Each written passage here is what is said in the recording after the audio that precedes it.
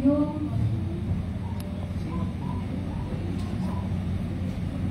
ano po, yung sa akin is, nakasulat dito is the greatest love story that ever told.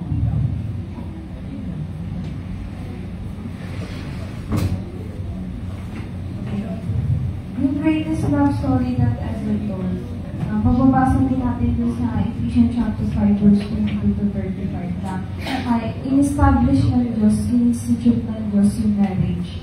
Kasi nga, dahil sa maraming reason. So, one of that, yung napupangos tayo doon sa typology. So, nakasulat na ng spiritual and the physical for spiritual fornication and physical fornication. Ngayon, yung greatest love story ever told, una yung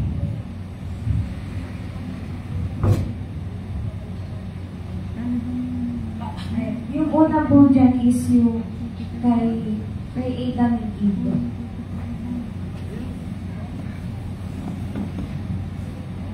Alam naman po natin yung nangyari kay Adam and Eve, yun, tinukay ni Brother James. So yung about kay Adam and Eve, siya yung parang naging una sa greatest love story ever told. Lahat ng kwento ng greatest love story ever told is naka-point dyan dun sa story dun kay Adam and Eve, dun sa pagkakasama, sa marriage, at dun sa relationship. At ano ba yung lesson dun? So, dito sa husband and wife, ito kung tinutukoy dito, sa message na to is, tinutukoy dito yung mga parts ng ano ba yung dapat natin alamin. Dapat natin alamin when it comes to marriage and divorce. So, una sa lahat yung marriage. So, before ka mag-asawa, meron tayong training. Yung training na yun is yung susunod ka kung ano yung ipapagawa ng iglesia or ng counselor nyo before marriage and after marriage, or we can say na during marriage. So, kahit parang nga, di ba, maiwasan yung divorce. So, dito sa divorce, itong divorce, which is type for salvation. So, pag sinabi natin salvation, ito yung sinasabi natin kaligtasan, salvation. So, Genesis chapter 2, verse 24, at iba pang verse, ayun, marriage. Kung meron marriage, meron din divorce. So, pag yung divorce, ito din ay in-institute ng Diyos dahil nga, type for salvation. So, i-explain natin yan. In-institute yan ng Diyos for type of salvation like marriage. So, yung marriage, ano bang part na yun? Bakit natin in-institute siya for dun sa salvation from fornication, yung nakasulat dito, from fornication. Kasi nga, maraming tao na may nangyayari sa kanila, di ba, hindi mag-asawa or hindi sila kasal. So, ang tawag din is fornication.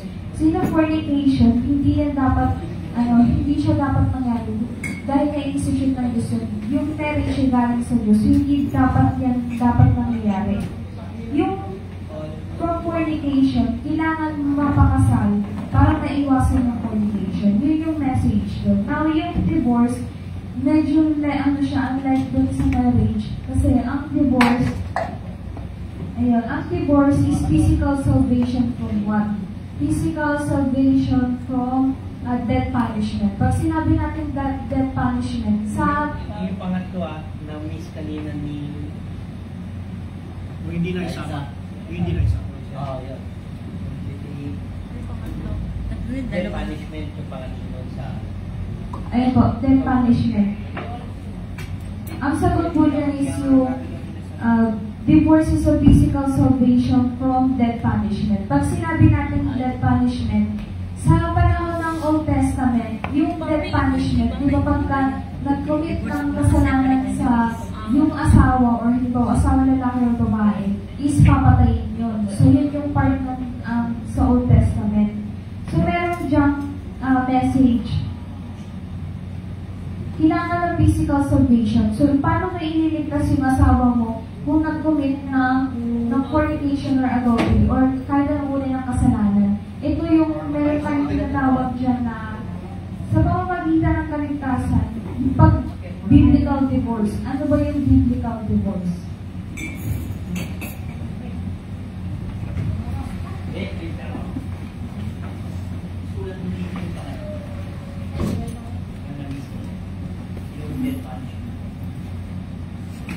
Kasi lumalabas yung 1 and 2. Ay, iba yung. Tapos yung feeling. Ang 4 yun. Tulad ako din. Picture lang.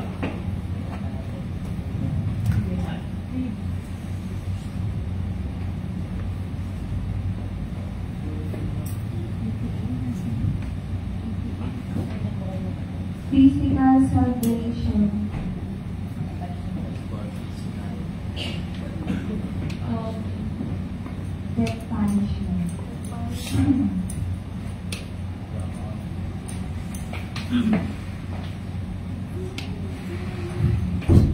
Ayan po.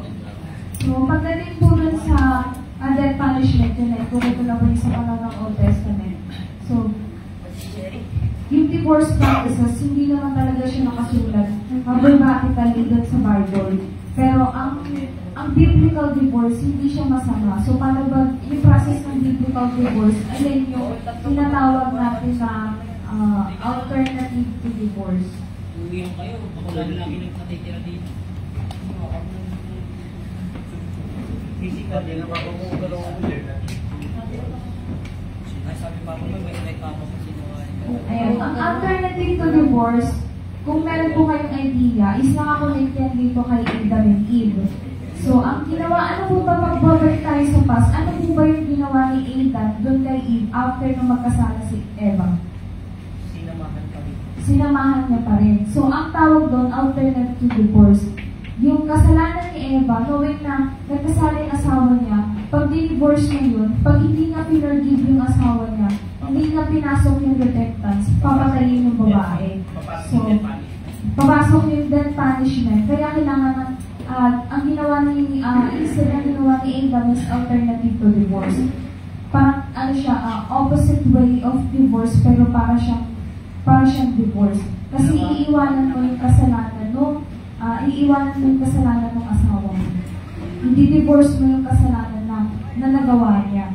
By submitting her again to God, and ipapasok mo yung repentance. Yun yung pinakamahalaga dun sa marriage and divorce. Now, ngayon po yung next is...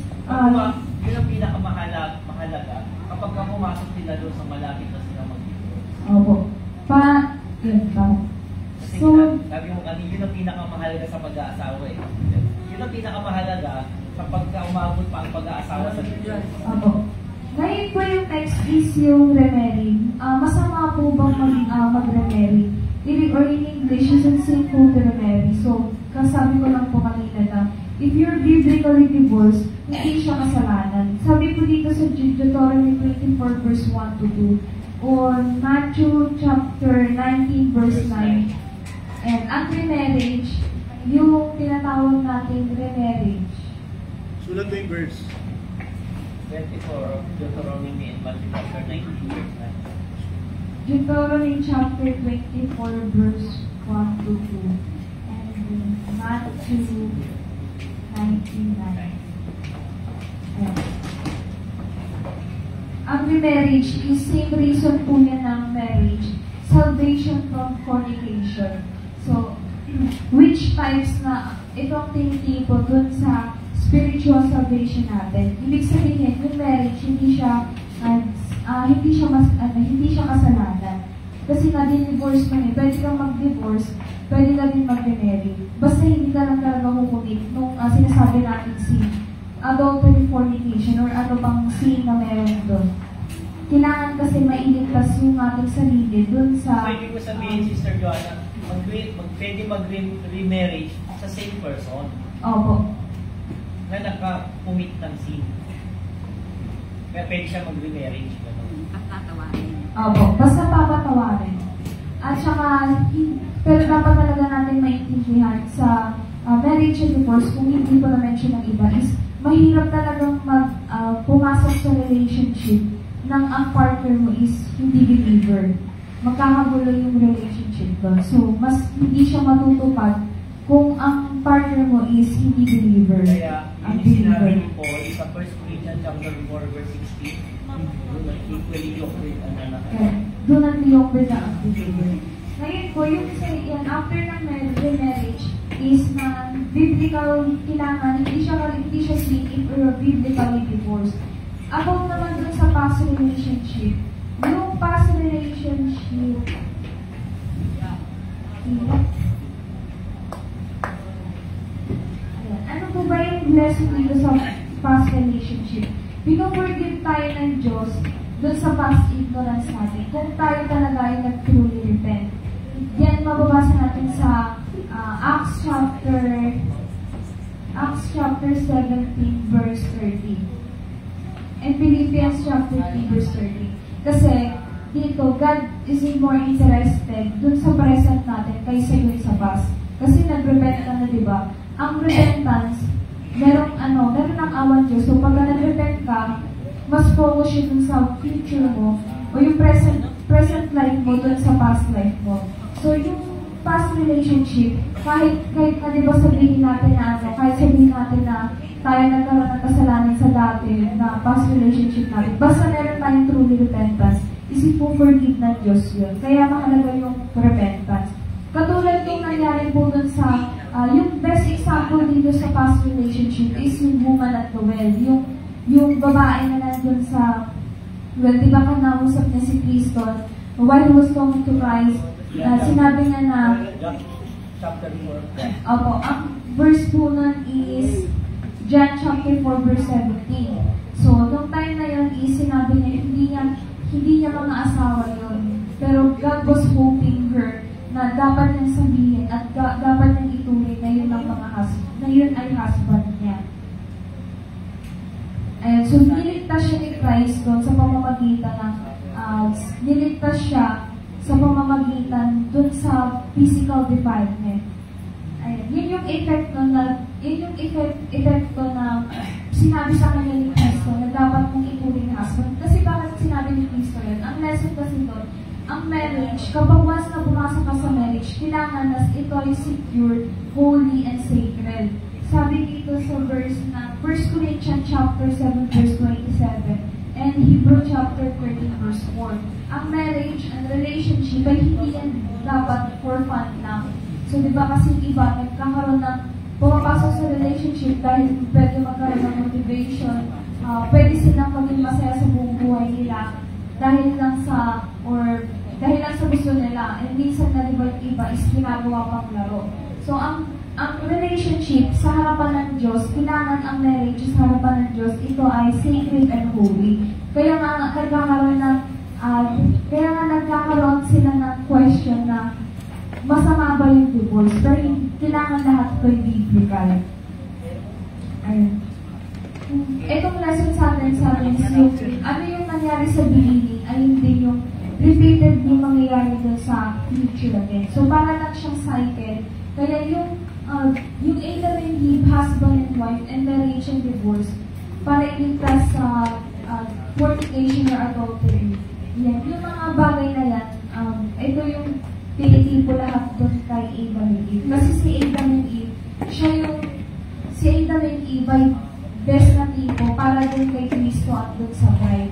At doon kay Christ and the bride is yan yung tipo doon sa God and Israel.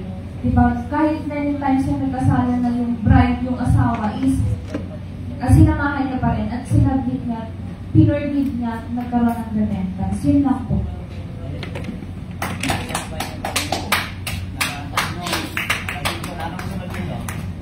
Wala na mag-isya. Ano na, advance. Advance na. Kaya na. Walang tanong? Okay, tatanong na kami. Sige pa, mahayapin ko yung apostol sa Wala na, Oban? Ano? Wala na, Oban? Wala na, Oban? Dapat ako, Oban?